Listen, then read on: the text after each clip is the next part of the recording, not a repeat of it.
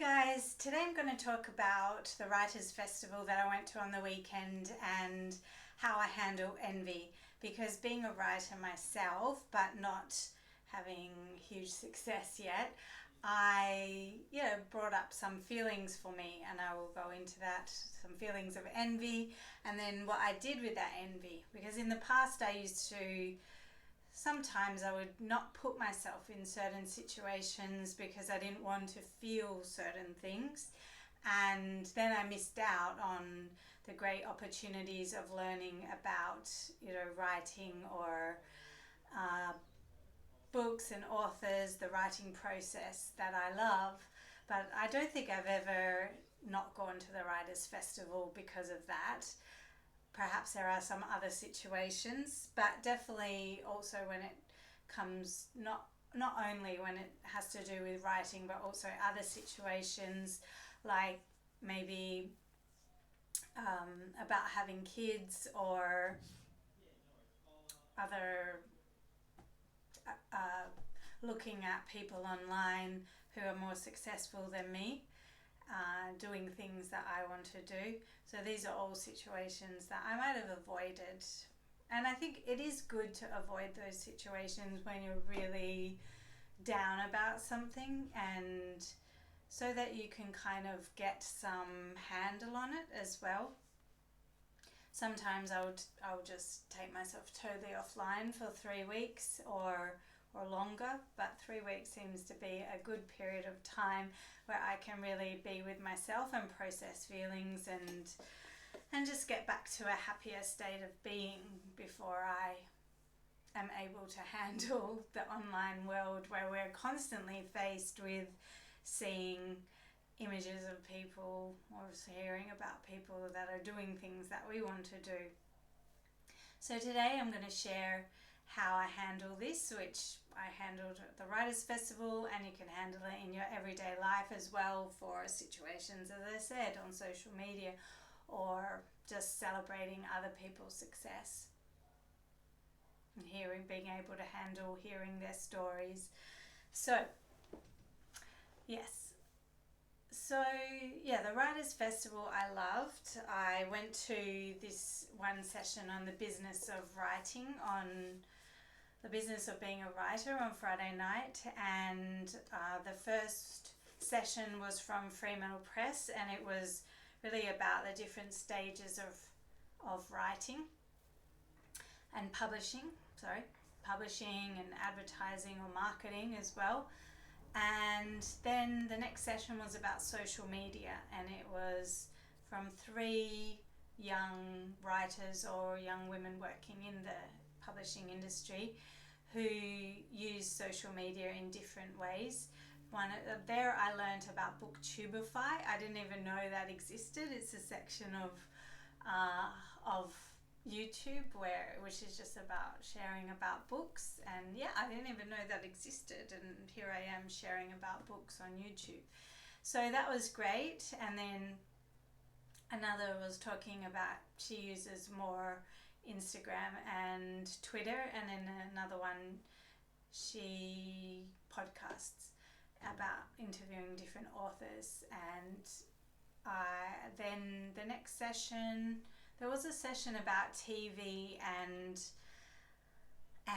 film writing and documentary making, and I was really surprised because the 3 guests there, they were all from Perth, and one of the guys he had directed some episodes of like Clickbait, the Netflix series, and other like made feature films as well that have won awards. And so I was just really surprised. So mostly at this Writers' Festival there was authors or people, representatives from Perth, but also from the rest of Australia that was being live streamed with the interviews, and there was one or a few from the States as well, or from England. And I won't go into all the writers that were there or that were interviewed, but yes, after seeing that one on Friday night, I bought this book, How to Be an Author, Which, even to buy this book, like, there's a part of me that, because I have been writing since I was 28, like dedicating myself to it, I've been writing maybe since younger, since I was 11, journaling and, making up stories, but not that much, not like some writers say they were always writing stories. I was just more like, I wrote stories for school mainly, or I wrote plays, and perform them with my cousins. But yes, I've been dedicating myself to writing since I was 28 and organising my life around it. And so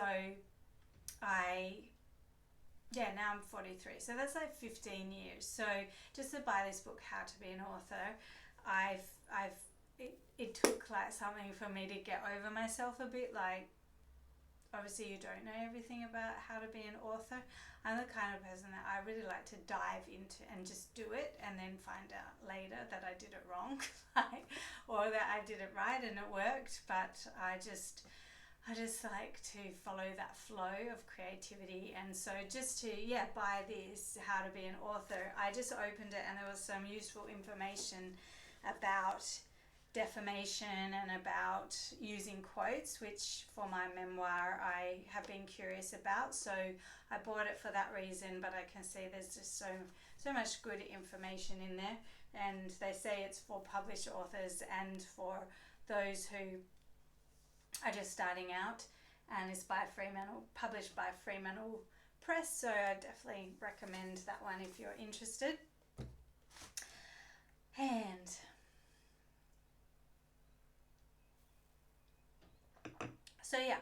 so that was one thing I went to, and I won't go into all the things. I wrote a blog post about, just briefly summarising the different things, the different authors that I saw.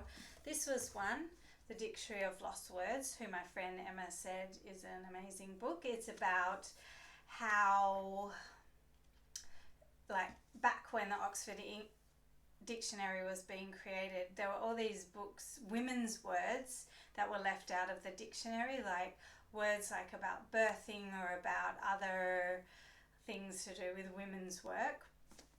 And this is a fictional tale, but it has won all these awards, and I heard it, and the author is actually dyslexic, or was dyslexic, I think maybe still is dyslexic. And so that was very interesting to hear about her upbringing as well, and how her parents they didn't pick apart her stories too much, but they just like encouraged her. So it wasn't really a problem that she was dyslexic, and she ended up becoming a writer. And so her name is Pip Williams, and she has a new book out about living in Italy, and I want to read that one too, but for now I just bought that one to start with. So then the next one is this one, Michelle de Crester, who is twice winner of the Miles Franklin Award, which is the top literary prize in Australia, I believe. And it's an interesting book. There's two stories about immigrants, and you can read it starting this way or starting this way. And one of the stories was about a young girl, 20-something Southeast Asian Australian woman, who goes to Montpellier, France, in her 20s and becomes friends with some North Africans. And as she was reading it, as she was talking about it, I was thinking, are you writing about me? Because that's exactly what I did as well. So I'm interested to read her story, because it's actually about her, although it's fictional, but based on her experiences. But it's set in 1981, whereas mine was set in 2005. Yeah. So that was that one. And then the other one that I saw was this one, or I bought, was Christos Tsiolkas. He is an Australian writer from Melbourne, and he wrote this book, The Slap, which became this very popular series that was on SBS, and very big issues that were raised with it. So I'm going to now tell you about how I deal with envy, because as I was watching these authors and listening to the conversations, I felt this feeling of envy come up. And so how I dealt with it was, first I just recognized that it was this feeling that I was feeling, and that was okay, that to feel envious about that, because I want to be on the stage too, talk about my latest book and having people be interested. And so rather than ignore it or say like, oh well, they don't have that many people listening here, or try to criticize it in some way to play it down, I just let that emotion be. I felt it and allowed it to be, and then I just said to myself, I forgive and release this person, this author, these authors, and I forgive and release myself. And that's all it takes. And then I just also thought about, why would I feel envious about this? Well, obviously feeling envious, I might have the belief that the subconscious belief that if it's not meant for me as well, or that I'm not going to make it there, or make it there in some way, whatever form that is. And so I got clear on those beliefs and what those beliefs could be, and then just thought to myself, well, actually that's not true, and what I actually want to believe is that I'm just on this path as well. So those are the 3 steps. That one, just getting clear that first that you feel that resentment, and then forgiving and releasing. 2, one was getting clear on the belief, that on the feeling that it's envy, and number 2 is forgiving and releasing. And then you can also do this with emotional freedom technique, tapping, which you can find many videos about that on YouTube. So just look it up if you are interested. And then the 3rd one is just to recognize that something that you envy can also be meant for you as well. And then the 4th one is that today I just got on with working on my memoir that I am getting ready for publishing as well, and that when I started working on my work, I didn't even really think about it. So so just creating yourself, because if we're not creating, we're probably destroying, or we could be destroying. So creating in whatever way that is.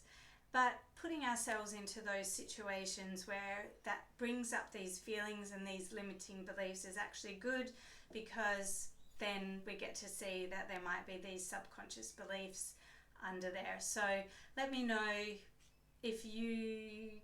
what you feel envious of. Is it when you feel most envious? Is it on social media and how you handle it? Or if you found this helpful, please let me know in the comments below. And you can like and subscribe for more videos like this. I'm publishing them weekly, posting them weekly, so I'll see you next week. Bye for now. Bye.